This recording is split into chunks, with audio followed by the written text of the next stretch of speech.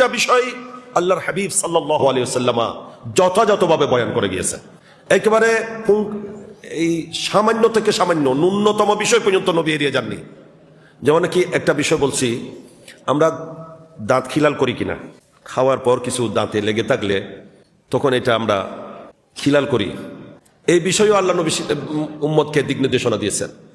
আল্লাহ নবী বলেছেন, তোমরা খানা খাওয়ার পর তোমাদের মুখে দাঁতের মধ্যে যদি কোথাও কোনো কিছু আটকে যায়, সেটা যদি জিহ্বা দিয়ে তোমরা বাহির করে নিতে পারো, এটা খেতে পারো, এটা খেয়ে ফেলো।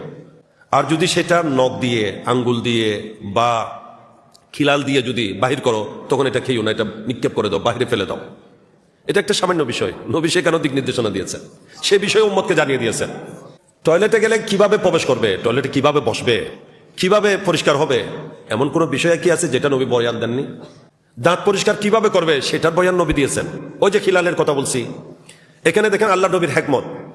এটা স্বাভাবিকভাবে যদি জিহ্বা দিয়ে বাহির করা হয়, আল্লাহ নবী বলছেন, তখন ওই তোমার খাদ্যটা বাহির হয়ে আসছে, যে স্বাভাবিকভাবে যখন সহজে বাহির হয়েছে, এর সাথে কোনো দাঁতের ময়লা আবর্জনা আছে নাই, সুতরাং এটা খেয়ে ফেলো। আর যদি এটা নখ দিয়ে বাহির করো বা খিলাল দিয়ে বাহির করো, তখন এটার সাথে অবশ্যই দাঁতের কিছু ময়লা আবর্জনা যুক্ত হতে পারে, তাই এটা খেয়েও না, এটা ফেলে দাও। সম্পূর্ণ বিজ্ঞানসম্মত সিদ্ধান্ত, পরামর্শ। তা উম্মতের এমন কোনো ভালো দিক নাই যেটার বয়ান নবী দিয়ে যান নাই, এমন কোনো খারাপ দিক নাই যেটার থেকে নবী উম্মতকে সতর্ক করেননি। এই জন্য আল্লাহ বলছেন, আমার নবী যা বলছেন, যা করছেন, যা সিদ্ধান্ত দিয়েছেন, সবগুলো আমি আল্লাহরের সিদ্ধান্ত।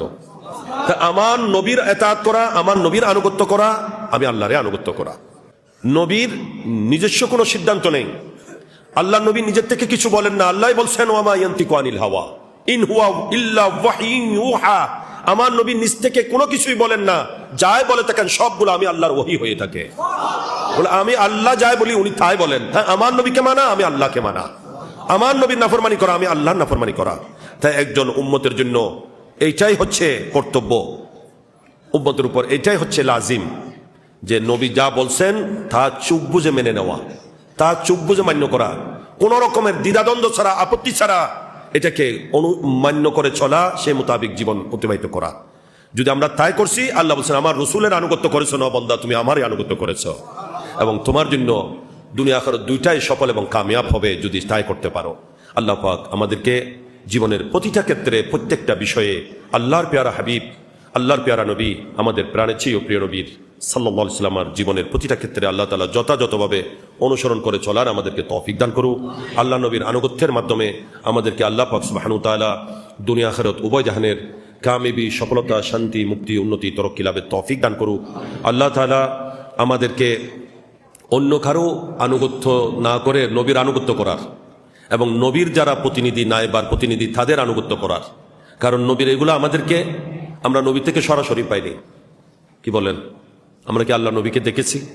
আল্লাহ নবীর বাণী কি সরাসরি শুনেছি? আল্লাহ নবীর কি করছেন না করছেন আমরা দেখিও নাই। তো আমরা কিভাবে জেনেছি? নবীর থেকে নবীরগুলো সাহাবাই কেরাম শুনেছেন, দেখেছেন, ওনারা তাবিনদেরকে বলছেন, তাবিনরা তবে তাবিনদেরকে বলছেন, এইভাবে আস্তে আস্তে আস্তে আস্তে আস্তে আস্তে জিনিসটা এই তো দূর আসছে। এগুলা পরবর্তীতে হাদিসে পাকে লিপিবদ্ধ হয়েছে। তো হাদিসে পাকে কি আছে না আছে, এগুলো আলেম উলামা যারা হাদিস বিশারদ, যারা এগুলা নিয়ে স্টাডি করে, রিসার্চ করে, গবেষণা করে, তারাই আপনাদেরকে জানাবে, তাদের থেকে আপনারা জানবেন।